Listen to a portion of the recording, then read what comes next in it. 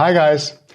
In this video I'm gonna give you 6 tips on how you can really improve your video using a gimbal. Number 1, plan your shot. Probably one of the most important things in video making, but yet probably one of the most overlooked thing in video making.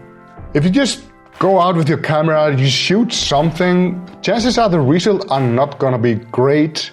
You might get lucky, but luck is nothing you can count on. The more you plan, the luckier you get. Number 2, learn from the masters. When I need inspiration, ideas to understand what kind of camera movement applies to each scenario, I watch a movie. I really look at how the camera is used in context to the story. There are never any accidental camera movements in a movie. There's always a point. So study it, then try to execute it.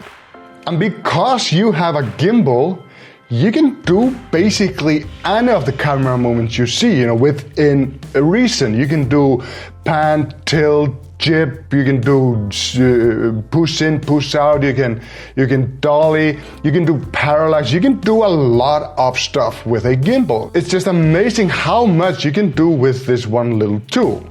Learn how to use the gimbal to maximize its potential. Number 3, move the camera. This is one of the best advice I can give you. Stationary shots are never that interesting, at least not for long. A slight camera movement, just really slow, nothing fancy, just a slight camera movement will make your video so much more dynamic and interesting. Number 4, framing your shot. Showing too much in a scene very often results in you really not showing anything.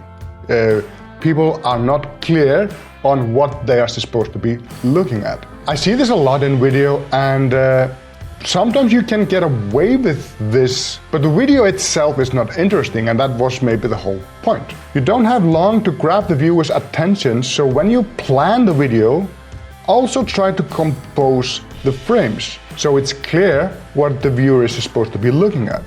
Very often the scene is just too wide, it's too big, and just by going a little closer to your subject would help a lot, and having an anchor point in the frame. And the easiest way to achieve that is to have a foreground. Number 5, a foreground. Having a foreground or some anchor point in your video can dramatically improve it. Personally, I'm a huge fan of using people as a point of interest. It is an added task of having to direct the person, but for example in this video, I'm showing the market really, not the person, but having the person here as an anchor point or a foreground element makes the video so much interesting than without it. And number 6, putting this all together to make a building block of a story could be something like this. Get an establishing shot that shows where you are, introducing what's happening by go closer to your subject, support the story with close-ups. And to do this properly, you have to have it clear in your mind what you want and have it planned out. And that brings us in full circle to item number 1.